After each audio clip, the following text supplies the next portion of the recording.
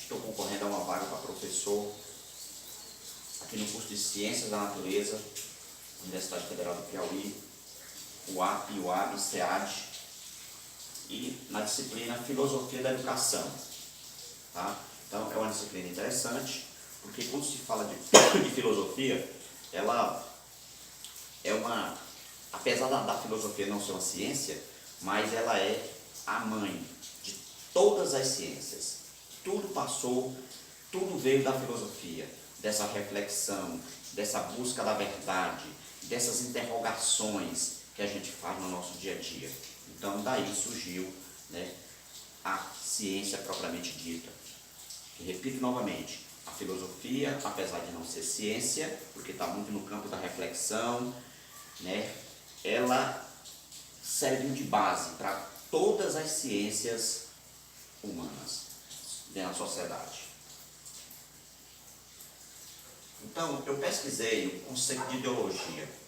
Há vários conceitos e significados para a palavra ideologia, mas o que eu achei mais interessante, propício para passar para vocês, foi esse conceito aqui.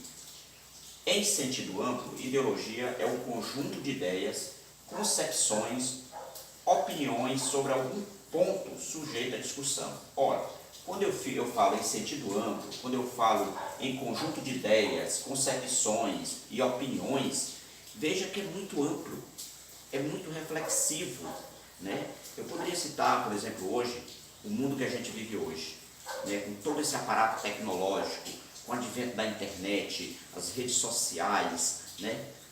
Então, a gente é bombardeado diariamente, constantemente, por ideias, por pesquisas científicas, por novos paradigmas, velhos paradigmas da ciência sendo quebrados e surgindo outros. Então a gente fica um pouco perplexo diante de tantas mudanças que o mundo está oferecendo a nós.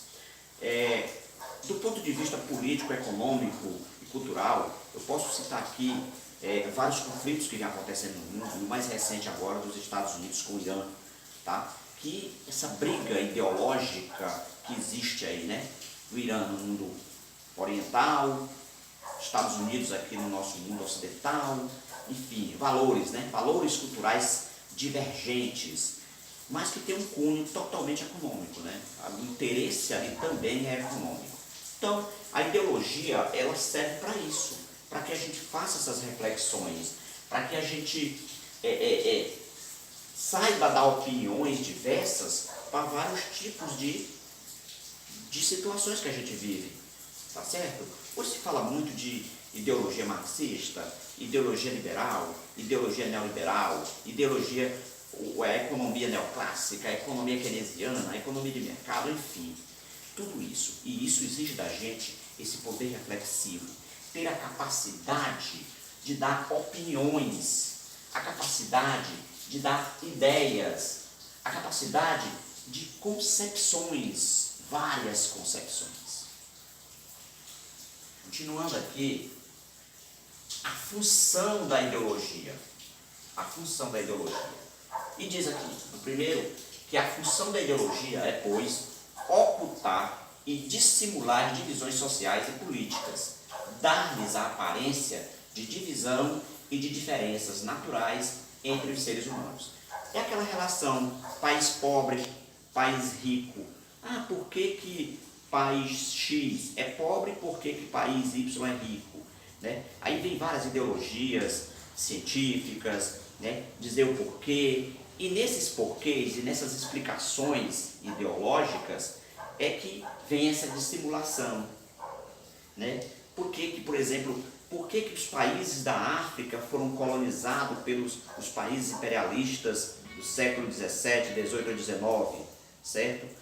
Por que Portugal, Espanha, Inglaterra, França e outros países fizeram, né, essa colonização e exploração? Foi necessário ou não foi? Então, ela serve para dissimular isso, mas ao mesmo tempo ela serve para fazer interrogações, o porquê das coisas acontecerem, tá? Então, ela vê as coisas objetivamente. Então, dessa forma aqui, dessa diferenciação, como a gente tomar partido? como a gente realmente ter o poder do discernimento do que é certo do que é errado. Eu acho que nós temos que partir desse ponto bem aqui, ó. Nós temos que ver as coisas objetivamente. Significa aceitar o valor da verdade. E esta transcende as pessoas como tais, tornando-se fonte de comunicação e entendimento entre os homens. Então, uma das formas da gente, digamos assim, chegarmos mais próximo dessa verdade é exatamente a gente pensar as coisas de forma objetiva, tá certo? Usar o poder da racionalidade, o poder da razão, né? Ver as coisas de vários pontos de vista, sobre várias óticas, né? Para que a gente tome nosso posicionamento, ok? Aqui mais na frente são características da ideologia. Nós temos aqui a abstração, na medida em que não se refere ao concreto, mas ao parecer social. A universalização, pela qual as ideias e valores do grupo dominante são estendidos a todos, e a lacuna a vazios, partes silenciadas que não podem ser ditas, sob pena de desmascarar a ideologia. Então nós temos aqui 3 pontos que caracterizam essa questão da ideologia, que é a abstração, a universalização e a lacuna. A abstração, né, se refere ao concreto, ao parecer social. A universalização é a questão das ideias, os valores do grupo dominante, né? E a lacuna é que há esse vazio das partes silenciadas que não podem ser ditas. Ok? Continuando, nós temos aqui a inversão ao explicar a realidade. O que é apresentado como causa é, na verdade, consequência, né? Então é isso que eu já falei, por exemplo. Qual a causa, né, dos países imperialistas terem colonizado os países da África? Quais as causas? Eu faço essa pergunta. Sim, mas o que levou esses países a irem em busca dessa colonização? E quais as consequências dessa colonização? Esse é o grande barato da ideologia, né? Ideologia e educação. É muito comum se pensar de forma equivocada que a educação é apolítica. A escola é um espaço neutro, uma ilha isolada da divergência da sociedade e um canal objetivo de transformação da cultura universal. Realmente se equivoca quem pensa dessa forma. A educação ela não é apolítica, ela é política. A escola ela é, digamos, usar o termo, frenética, mutante. Ela está se transformando constantemente, porque a escola tem como fundamento básico o conhecimento.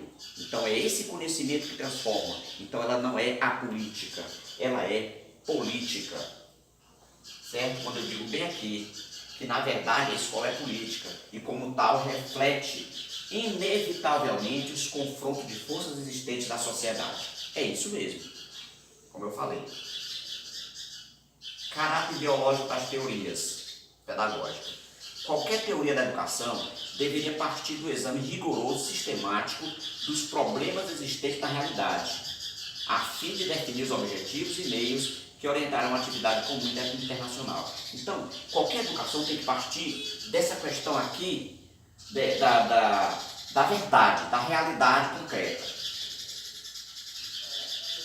Então, quando uma teoria pedagógica desenvolve-se à margem dos acontecimentos econômicos, políticos, sociais do seu tempo, corre o risco de tornar-se ideológica. É verdade. A escola que não acompanha o seu tempo, ela corre um sério risco de se tornar uma escola que vai defender essa ideologia ultrapassada, arcaica. Então aqui meu muito obrigado, né? Citar a citação de Epicuro, que na filosofia epicurista, observa-se que os princípios éticos visavam fazer do indivíduo um ser virtuoso e feliz, proposta que pode ser adequada aos complexos problemas da atualidade, de acordo com as particularidades de cada época.